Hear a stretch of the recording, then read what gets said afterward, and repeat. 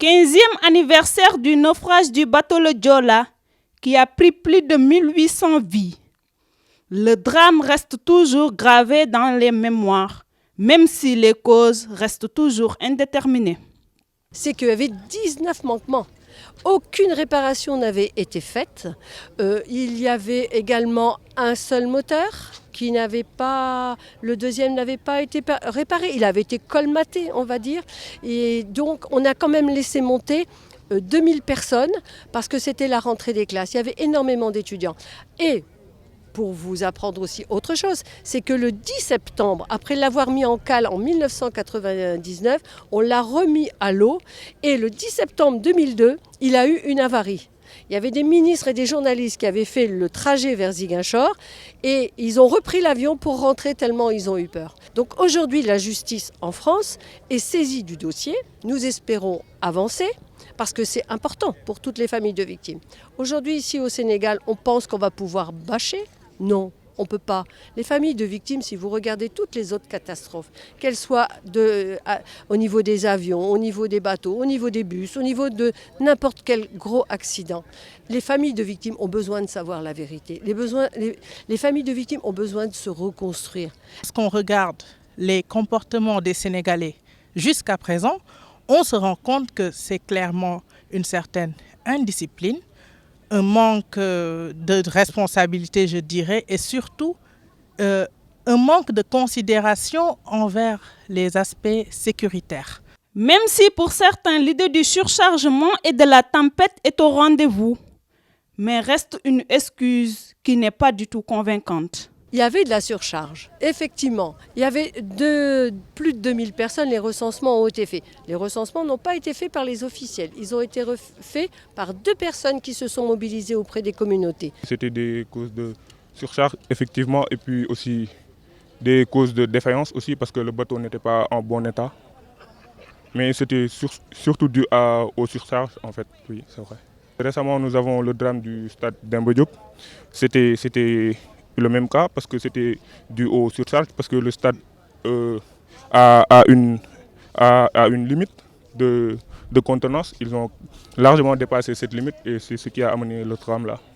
On rencontre toujours des problèmes à ce niveau parce que genre, les gens te disent ce sont des problèmes de surcharge, d'autres te disent il y a eu des problèmes au niveau des moteurs et que le bateau fonctionnait avec un seul moteur, d'autres te disent d'autres problèmes. Mais ce qui est sûr, c'est qu'il y avait surcharge. Ça, tout le monde le connaît et tout le monde dit qu'il y avait surcharge. D'accord. Maintenant, ce qu'il faut savoir, c'était quoi exactement le problème. Si on avait pris toutes les mesures avant de quitter ou avant d'embarquer au truc de ce genre.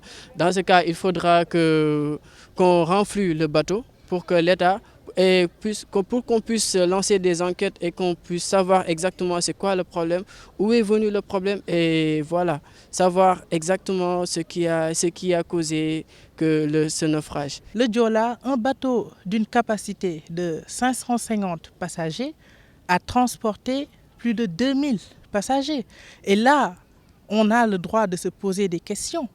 Pourquoi ? Comment a-t-on pu atteindre ce niveau de surcharge? La famille des victimes reste dans une immense tristesse et désolation, car les problèmes des tragédies refont toujours surface, que ce soit sur le transport ou en mer. S'il y avait eu renflouement du bateau et que les gens puissent tirer les leçons du Joola, actuellement tu vois, les carapaces sont surchargés. Et tout le monde est après les bus qui étaient censés régulariser la circulation, eux aussi ils sont vraiment carrément chargés. Donc il faudra que les Sénégalais puissent tirer les leçons du Joola et voilà, pour qu'on puisse s'en servir. Pas seulement en tirer les leçons et les garder, mais les tirer et les pratiquer. La surcharge, l'indiscipline, c'est toujours présent. On le voit dans les accidents de la route, on le voit à tous les niveaux. Cette mentalité sénégalaise qui, pour éviter qu'un nouveau Joola ne se produise, on ne le souhaite pas, Dieu nous en garde, mais cette mentalité-là doit changer. Et la majeure partie des victimes plonge dans la peur d'utiliser les nouveaux moyens, car la situation reste toujours menaçante. Je pense pas. En tout cas, j'ai jamais pris ce bateau et je ne l'ai jamais vu. Je ne sais pas dans quel état il fonctionne. Certes, je n'y ai pas voyagé, mais j'ai un frère qui le prend souvent et ils me disent que les gens respectent les normes. Mais ils respectent les normes pour un premier temps. Il va savoir est-ce qu'ils le respecteront toujours ou est-ce qu'il y aura autre chose. On ne sait jamais. Personnellement, je n'ai jamais pris ce bateau. Pour être honnête, je ne suis même jamais allé voir ce bateau. Peut-être que je n'ai pas voulu, je n'ai pas eu la force. C'est que les mêmes causes produisant les mêmes effets, il faut se garder de reproduire de tels comportements, quel que soit le navire mis en place.